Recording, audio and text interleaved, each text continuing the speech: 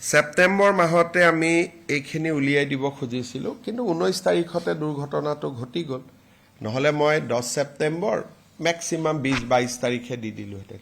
এতিয়া আমি ঠিক কৰি লৈছোঁ এটা সৰু ক্লাৰিফিকেশ্যন এটা FCRA সম্পৰ্কত, এটা সৰু ক্লাৰিফিকেশ্যন এটা গৃহ মন্ত্ৰালয়ৰ পৰা দিল্লীৰ পৰা আহিব বাকী আছে, কিন্তু সেইটো আহক বা নাহক আমি জানুৱাৰী মাহৰ ভিতৰতে আপোনালোককো গোটেই যিমানখিনি দলিল বা কাগজ আপোনালোকক দিব পাৰোঁ আমি দিম, আৰু আমি কেছটো আমি ৰেফাৰ কৰি দিম ভাৰত চৰকাৰলৈকে।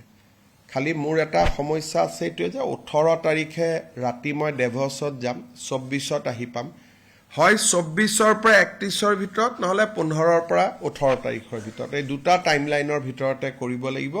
কিন্তু ফেব্ৰুৱাৰী গৈ নাপায়, আমি এইটো জানুৱাৰীতে আমি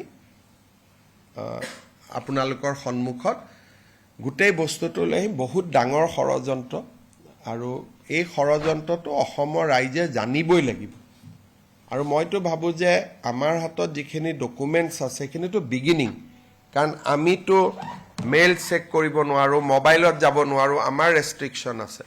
কিন্তু যেতিয়া NIAৰ ওচৰত যাব, তেতিয়া আমি যদি 10% দিছোঁ, পিছত ভাৰত চৰকাৰে 100% দিব পাৰিব।